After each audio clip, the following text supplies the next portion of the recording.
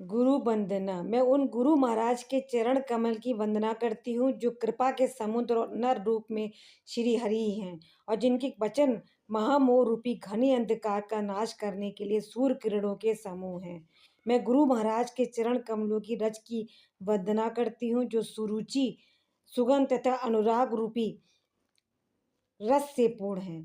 वह अमर मूल का सुंदर चूर्ण है जो संपूर्ण भव रोगों के परिवार को नाश करने वाला है। वह रज सुकृति रूपी शिवजी जी के शरीर पर सुशोभित निर्मल विभूति है और सुंदर कल्याण और आनंद की जननी है। भक्त के मन रूपी सुंदर दर्पण के मैल को दूर करने वाली और तिलक करने से गुणों के समूह को वश में करने वाली है। श्री गुरु महाराज के चरण नखों की ज्योति मणियों के प्रकाश के समान है जिसके स्मरण करते ही हृदय में दिव्य दृष्टि उत्पन्न हो जाती है।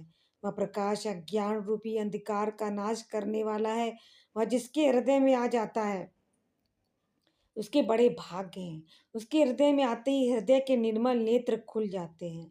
उस संसार रूपी रात्रि के दोष दुख मिट जाते हैं। हम श्री रामचरित्र रूपी मणि और माणिक गुप्त और प्रकट जहाँ जो जिस खान में है सब दिखाई पड़ने लगते हैं।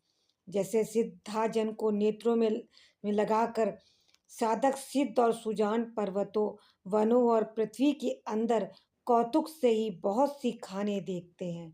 श्री गुरु महाराज के चरणों की रज कोमल और सुंदर नैनामृत अंजन है जो नेत्रों के दोषों का नाश करने वाला है। उस संजन से मैं रूपी नेत्रों को निर्मल करके मैं संसार रूपी बंधन से छुड़ाने वाले श्री रामचरित का वर्णन करती हूँ। पहले पृथ्वी के देवता ब्राह्मणों के चरणों की वंदना करती हूँ जो अज्ञान से उत्पन्न सब संदेहों को हरने वाले हैं।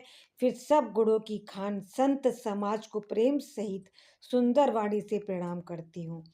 संतों का चरित्र कपास के चरित्र के समान शुभ है जिसका फल नीरस विशद और गुणमय होता है।